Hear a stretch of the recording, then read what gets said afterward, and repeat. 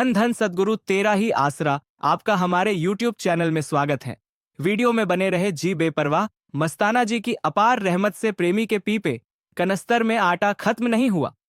सिरसा शहर से प्रेमी रामशरण खजांची बेपरवाह जी का एक बहुत पुराना सत्संगी है। उस वक्त दरबार का सेवादार भी रहा है। प्रेमी बेपरवाह जी के एक अद्भुत प्रत्यक्ष करिश्मे का इस प्रकार वर्णन करता है। यह घटना सन 1959 की है। एक बार बेपरवाह मस्ताना जी महाराज दिल्ली गए। उनके साथ लगभग 15-20 सेवादार प्रेमी भी थे। बेपरवाह जी दिल्ली में अपने सेवादारों के साथ लाला रखा राम सांगला वाले के घर पर ठहरे। लाला रखा राम हुजूर बाबा सावण सिंह जी महाराज का सत्संगी था। बेपरवाह मस्ताना जी पहले जब भी विलोचिस्तान से व्यास आते जाते तो आमतौर पर उसके घर ही ठहरा करते थे। रखा राम बेपरवाह जी के दर्शन करके बहुत खुश हुआ। रात को बेपरवाह जी ने वहां पर सत्संग लगाया।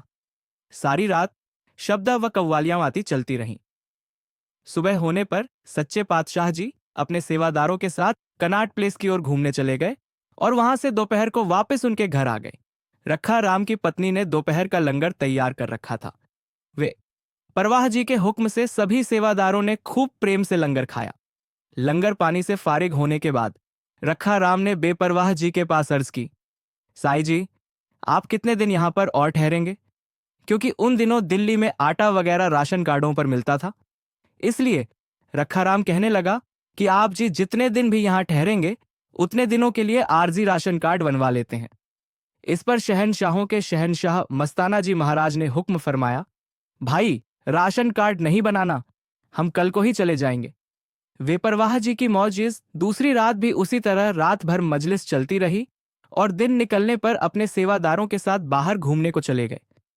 दोपहर तक घूमने के बाद वापस आए और पहले दिन की तरह सारी संगत ने लंगर खाया। इसी तरह यह प्रोग्राम करीब 20 दिन तक चलता रहा। प्रतिदिन रात भर मजलिस चलती। सुबह बेपरवाह जी घूमने निकल जाते। दोपहर को वापस आकर लंगर खाकर 2 घंटे वहीं पर आराम करते। इसी दौरान शहर से भी कई सत्संगी जीव आने लग गए और वे भी सभी वहीं पर ही लंगर छक लिया करते। रखा राम ने फिर कभी राशन कार्ड का जिक्र तक भी नहीं किया। बेपरवाह मस्ताना जी महाराज 20 दिन रखा के राम के घर रहने के बाद दरबार वापस आ गए।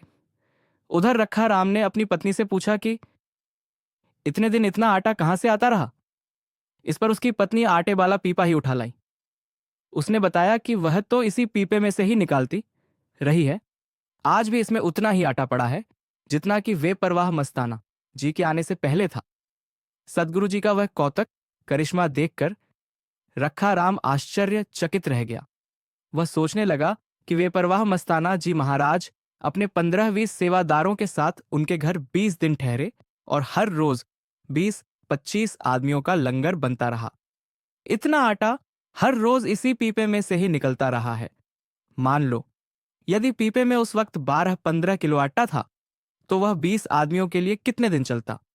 मगर वहां तो पूरे 20 दिन उसी पीपे से आटा निकालकर लंगर बनता रहा, परंतु फिर भी उतने का उतना आटा पीपे में पड़ा है जितना कि पहले दिन था। सदगुरु जी की अपार रहमत का भेद रखा राम ज्यादा देर तक अपने पास न रख सका, अर्थात वह बात रखा राम हजम न कर सका। सदगुरु का वह राज उसने कई लोगों के सामने खोल दिया। फिर क्या था? वह बात धीरे 2 बेपरवाह जी के पास भी पहुंच गई। सर्वसामर्थ दातार कुल मालिक बेपरवाह जी ने खुशी राम को बुलाकर हुक्म फरमाया, भाई अभी इसी वक्त दिल्ली जाकर रखा राम के घर से आटे वाला वह करामाती पीपा लेकर वहां यमुना नदी में बहा दे। इसके साथ ही बेपरवाह जी ने अपने पवित्र मुख से स्पष्ट किया, अगर सदगुरु का यह राज लाला रखा राम किसी के सामने न खोलता तो चाहे वह सारी उम्र सारी दुनिया को भी उसी पीपे से आटा निकालकर भोजन खिलाता रहता तो भी उसमें से आटा कभी खत्म नहीं होना था। उतने का उतना ही पीपे में भरा रहता। रखा राम ने अपने मुशित पर इतबार नहीं किया और दूसरों के आगे वह राज भेद जाहिर कर दिया। अपने मुशित के हुक्मानुसार खुशी राम ने दिल्ली जाकर पहला काम वहीं किया। रखा राम के घर से वह आटे वाला करामाती पीपा उनसे लेकर यमुना नदी में बहा दिया।